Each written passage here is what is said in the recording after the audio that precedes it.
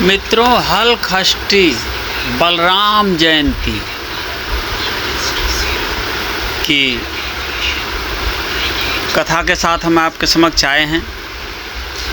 ये बलराम जयंती जो है भाद्रपद के कृष्ण पक्ष की षष्ठी तिथि को हल छठ या हर छठ के रूप में मनाया जाता है। इसे पिन्नी छठ, खमर छठ, राधन छठ, चंदन छठ, तीन छठी, तिन्नी छठ, ललही छठ, हल छठ, हर छठ व बलराम जयंती के रूप में भी मनाया जाता है। भगवान श्री कृष्ण के बड़े भाई बलराम जी के जन्मोत्सव के उपलक्ष्य में हलखष्टी व्रत किया जाता है। बलराम का प्रधान शस्त्र हल और मूसल है, इसलिए उन्हें हलधर के नाम से भी पुकारा जाता है और उन्हीं के नाम पर इस पर्व का नाम हलखष्टी पड़ा है। हलखष्टी की व्रत विधि आपको बताए देता हूँ कि हलखष्टी के दिन प्रातःकाल स्नान आदि से निवृत्त होकर दीवार पर गोबर से हल छठ चित्र बनाया जाता है। इसमें गणेश, लक्ष्मी, शिव पार्वती, सूर्य चंद्रमा, गंगा यमुना आदि के चित्र बनाए जाते हैं। इसके बाद हर छठ के पास कमल के फूल, छूल के पत्ते, हल्दी से रंगा कपड़ा भी रखें। हलखष्टी की पूजा में पसाई के चावल, महुआ व दही आदि का प्रसाद चढ़ाया जाता है। इस पूजा में सतंजा यानी कि 7 प्रकार का भुना हुआ अनाज चढ़ाया जाता है। इसमें भुने हुए गेहूँ, चना, मटर, मक्का, ज्वार, बाजरा, अरहर आदि शामिल होते हैं। इसके बाद हलखष्टी माता की कथा सुनने का भी विधान है। हलखष्टी व्रत की एक छोटी सी कथा प्रस्तुत कर रहे हैं। प्राचीन काल में एक ग्वालिन थी, उसका प्रसव काल अत्यंत निकट था।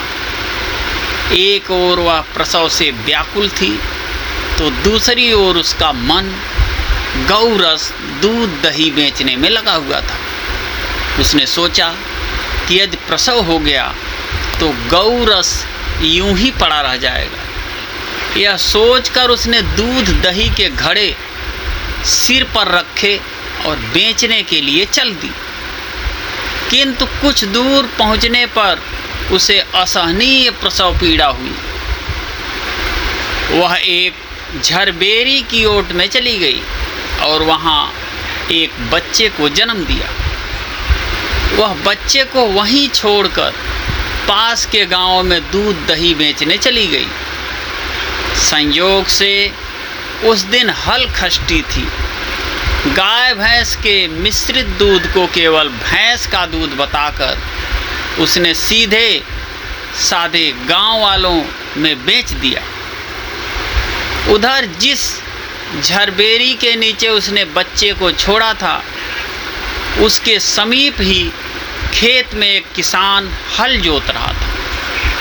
मित्रों, धार्मिक कहानियों को सुनने के लिए हमारे भज राधे चैनल को सब्सक्राइब करें और अपने भगवत प्रेमियों में शेयर करना ना भूलें। अचानक उसके बैल भड़क उठे और हल का फल शरीर में घुसने से वह बालक मर गया। इस घटना से किसान बहुत दुखी हुआ, फिर भी उसने हिम्मत और धैर्य से काम लिया। उसने झरबेरी के कांटों से ही बच्चे के चिरे हुए पेट में टाँके लगाए और उसे वहीं छोड़कर चला गया। कुछ देर बाद ग्वालिन दूध बेचकर वहां आ पहुंची। बच्चे की ऐसी दशा देखकर उसे समझते देर नहीं लगी कि यह सब उसके पाप की सजा है।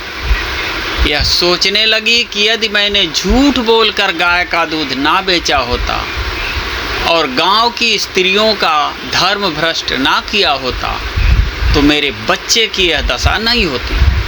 अतः मुझे लौटकर सब बातें गांव वालों को बताकर प्रायश्चित करना चाहिए। ऐसा निश्चय कर वह उस गांव में पहुंची जहां उसने दूध दही बेचा था। वह गली गली घूमकर अपनी करतूत और उसके फल स्वरूप मिले दंड का बखान करने लगी।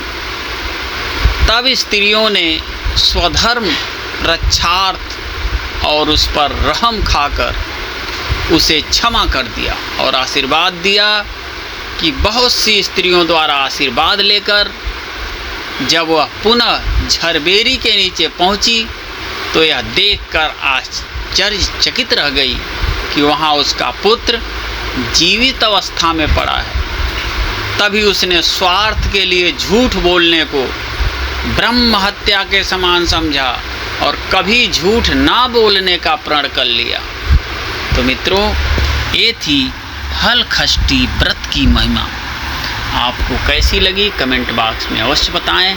फिर मिलते हैं अगली रोचक जानकारी, कहानी, कविता के साथ। तब तक के लिए जय सिया राम।